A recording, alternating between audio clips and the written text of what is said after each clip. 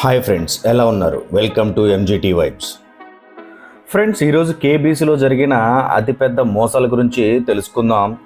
హోస్ట్గా ఉండి దగ్గుతూ ఎదుటి వ్యక్తికి క్లూ ఇచ్చి విజేతగా అతను ఉండడానికి సహాయం చేసిన జడ్జి యొక్క విషయాలు, అలా దగ్గుతో మోసం చేసి గెలిచిన బహుమతిని మళ్ళీ ఎలా కనిపెట్టి వెనక్కి తీసుకున్నారు, అసలు ఆ కేబీసీ కథ ఏంటో, సినిమాలు సరిగా ఆడని స్థితిలో ఉన్న 57 ఏళ్ల అమితాబ్ని కేబీసీలో హోస్ట్గా ఉండడానికి ఎలా ఒప్పించారు, మొదట అసలు అమితాబ్ బచ్చన్ ఆసక్తి చూపకుండా తక్కువ స్థాయి ప్రోగ్రాం అన్న ఆ ప్రోగ్రాంలో మళ్ళీ హోస్ట్గా ఉండడానికి ఎలా ఒప్పించారు, మొదట ₹1,00,000 అనుకున్న బహుమతిని తర్వాత కోటిగా ఎలా మార్చారు, అసలు ఈ కేబీసీ ప్రోగ్రాం రూపకల్పనకి ఆధారమైనటువంటి షో ఏమిటి, హోస్ట్గా చేరిన తర్వాత అమితాబ్ కష్టాలన్నీ తీర్చేసిన ఈ కేబీసీ యొక్క అసలు కథ ఏమిటో ఇప్పుడు ఈ వీడియోలో తెలుసుకుందాం.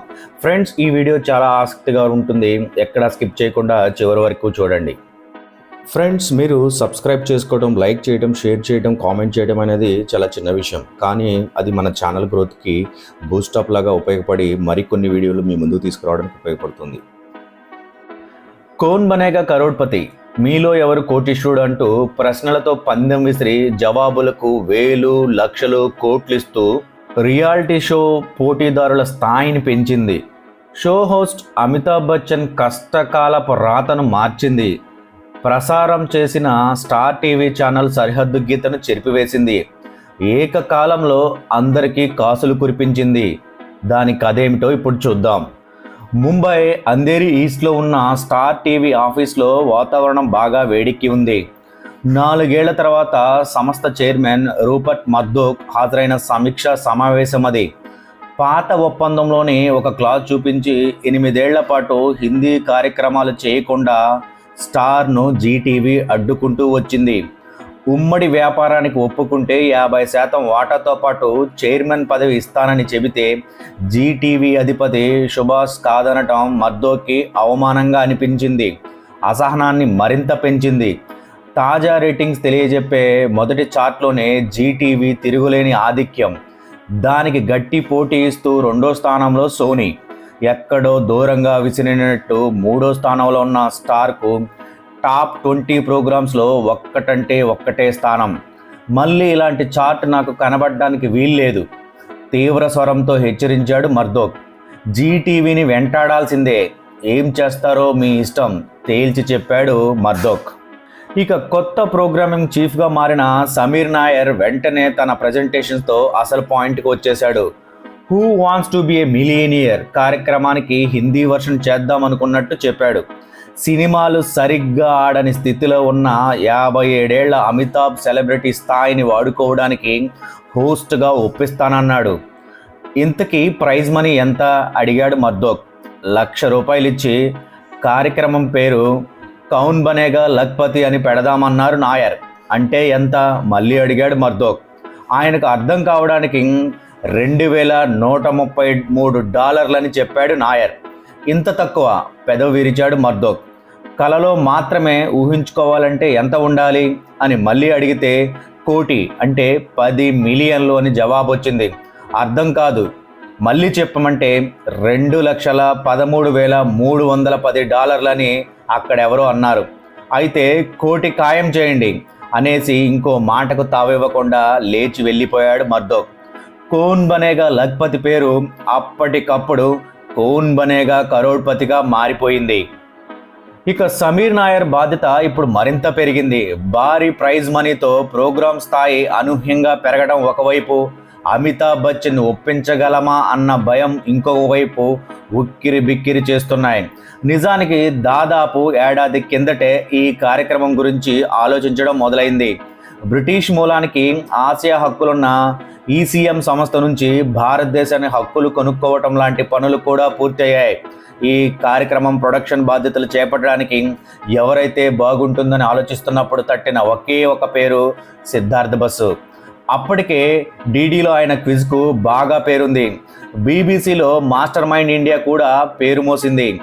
ఇంత భారీ ప్రోగ్రాం చేయగలనా అని మొదట్లో తటపటాయించిన తన సంస్థ సినర్జీ తరపున చేయడానికి ఒప్పుకున్నాడు సిద్ధార్థ బసు.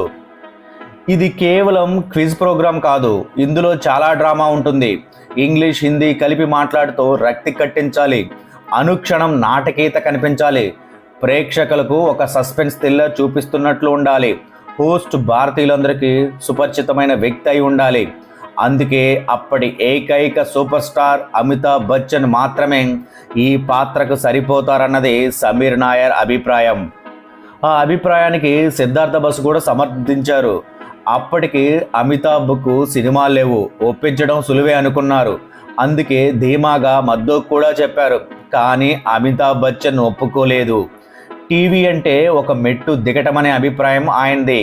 ఆ మాటకొస్తే ఆ రోజుల్లో సినిమా వాళ్ళందరి అభిప్రాయం కూడా అదే.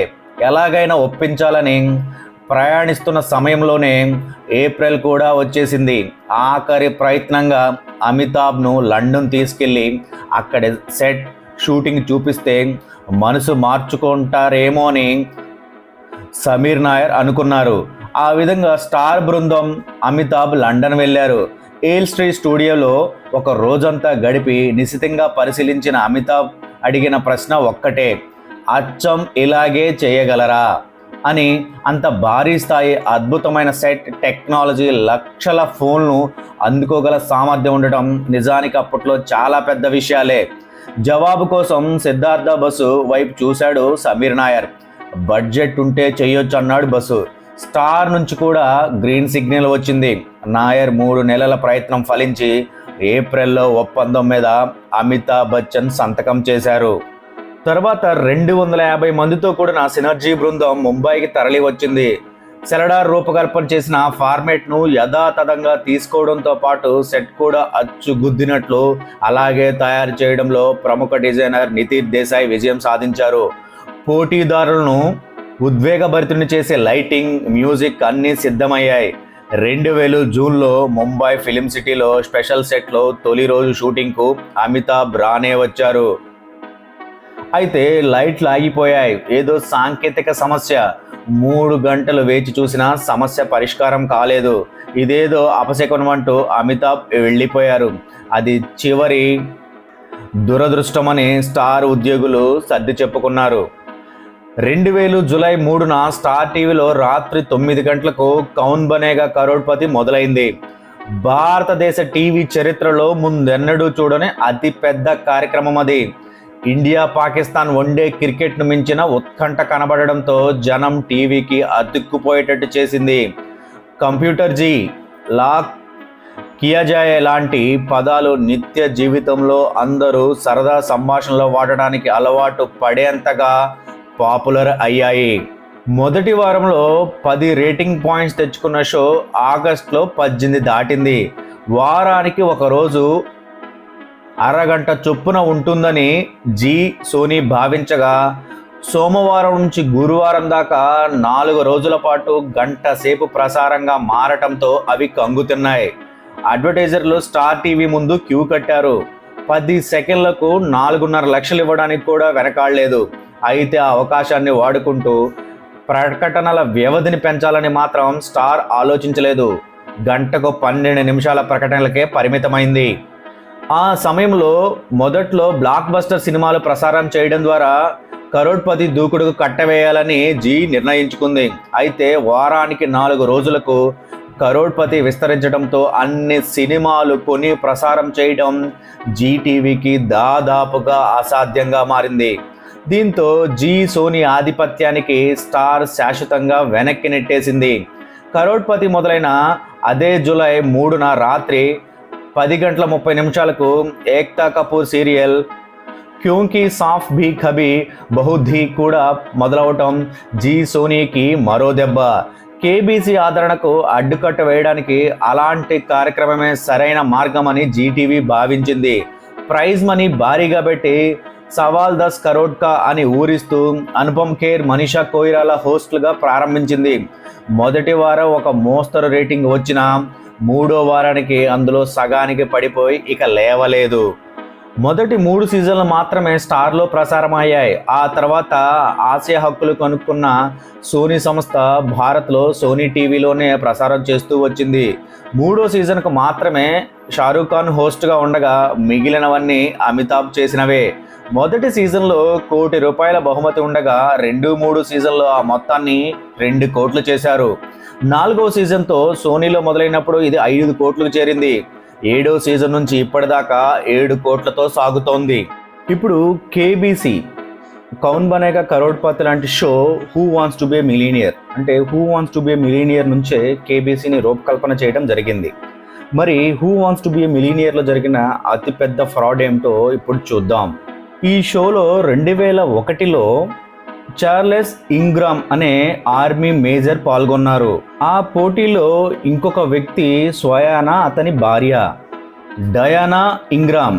ఈయన 1989లో డయానాను పెళ్లి చేసుకున్నారు. సహ పోటీదారుగా ఉంటూ అతనికి క్లూ ఇచ్చి అతను గెలిచేలాగా సహాయం చేసింది. ఇప్పుడు అది ఎలానో చూద్దాం.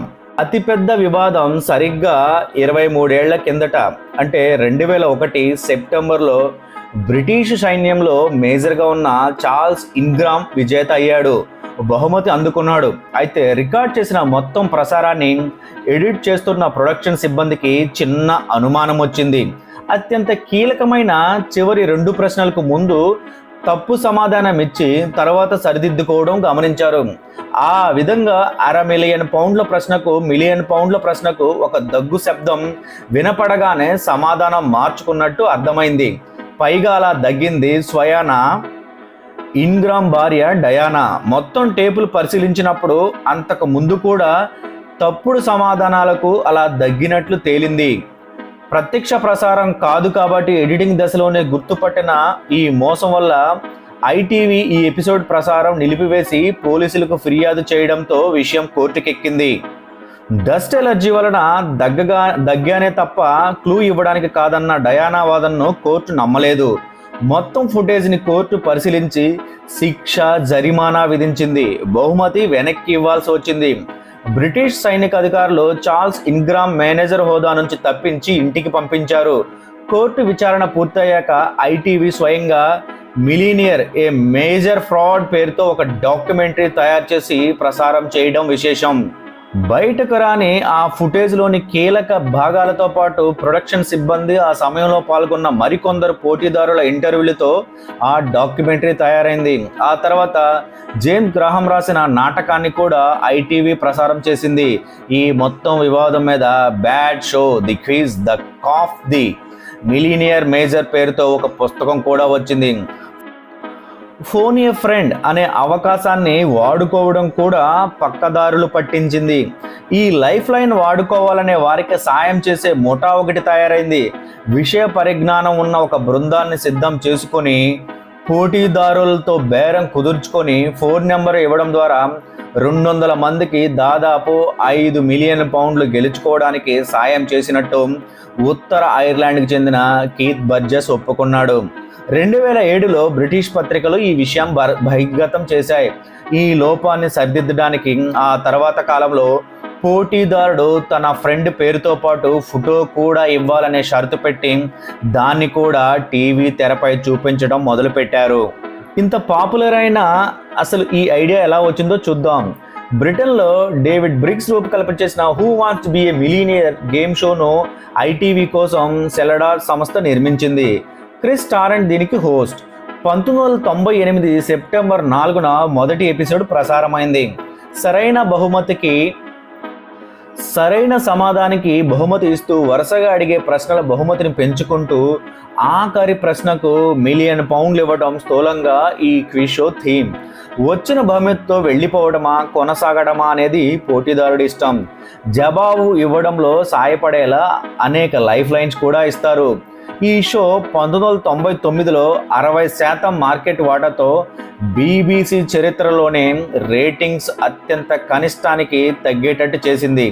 ఇలా అనూహ్యమైన విజయం సాధించడంతో అంతర్జాతీయ ఫ్రాంచైజ్గా మారి వివిధ దేశాలతో కొద్దిపాటి మార్పులతో ఇప్పటికీ ప్రసారం అవుతూనే ఉంది. ఈ నమూనాకు ప్రతిపాదిక తమదేనంటూ చాలామంది కోర్టుకెక్కారు. కొన్ని వాదనలు వీగిపోగా మరికొందరికి డబ్బిచ్చి సెటిల్ చేసుకున్నారు.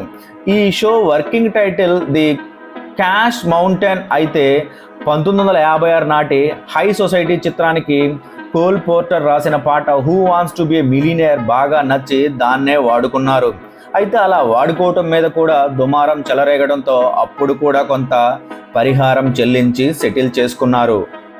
సో అది ఫ్రెండ్స్ ఈరోజు టాపిక్. ఈ టాపిక్ మీకు నచ్చితే please subscribe to MGT vibes. Thank you for watching.